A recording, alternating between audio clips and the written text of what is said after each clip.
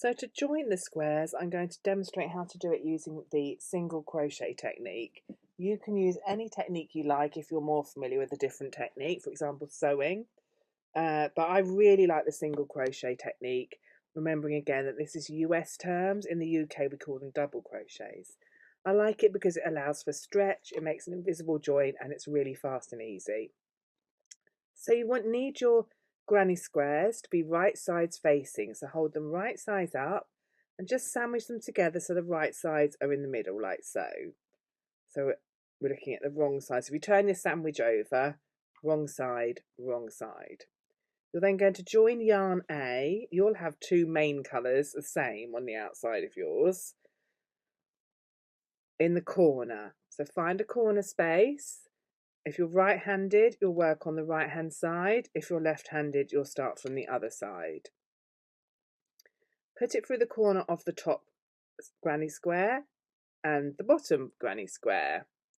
Put a loop of yarn A on your hook and pull that loop back through both corners and then make one chain to secure it. It's just like we're joining a colour, but we're working through both squares. And you're then going to make a a single crochet in the same space there. Remember, this is US terms. So push your hook through the corner space again, pull the yarn back through so you've got two loops on your hook, and grab the yarn and come through both. So it's a single crochet in the corner, working through both the squares.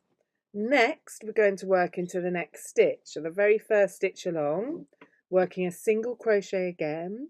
So going through the stitch on the top square. So under two strands of that first stitch on the top square. So the post is here. Let me just hold it up a bit. Sorry, post is here.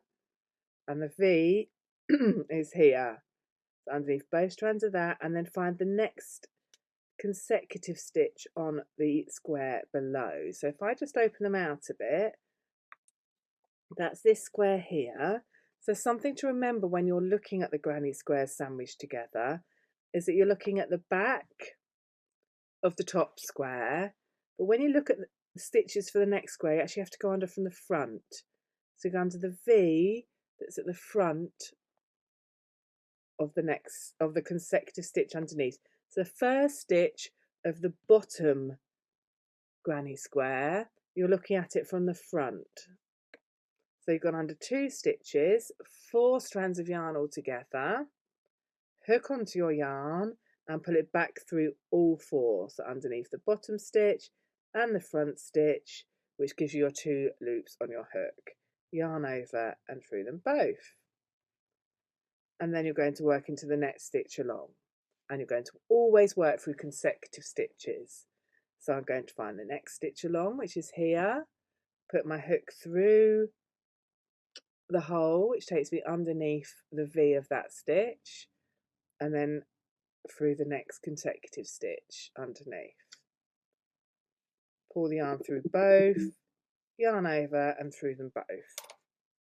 And again, through the final stitch of that group of 3, into the stitch, into the final stitch below of the group of 3, pull the yarn back through, gives you 2 loops on your hook, yarn over through 2.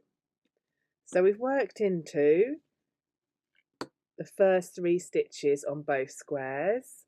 Now we're going to go into the one chain space. So that's the hole into this gap here, but making sure you go under both squares. Grab the yarn, pull it through to the front and finish your double crochet. And you're going to repeat that all the way along to the end of the row. So you're going to do work into the first stitch in both squares, the second stitch on both squares. You can see my hook is just sliding under. Let it be a bit instinctive. Third stitch, one chain space. Next set of 3, first, second, third, one chain space. you'll have, depending on the size you're making, you'll have more or less groups of 3. So you're just going to repeat it all the way along the edge, 1 chain space,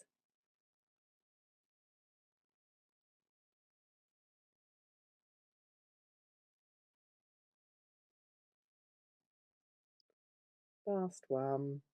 Always a bit fiddly where you're going to the bit where you slip stitched, but that's fine.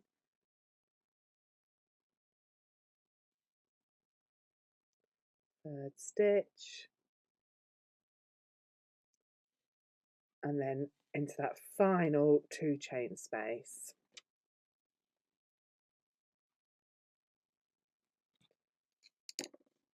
Fasten off by just cutting the yarn. And let's open it up and have a look. So we're now currently looking at the back, remember? Open it up and you can't see the join at the front. What I like about these single crochet stitches is because there's bulk to them, it makes it not pull tight. It lets the stitches sit where they should when you open it up. So there you can see the join from the front. And you're actually going to work in order. I suggest doing order from top to bottom or bottom to top, doing your long column of one of the panels. I like to start with the back panel. Then do your second panel, and then you're going to join them in exactly the same way up the long length.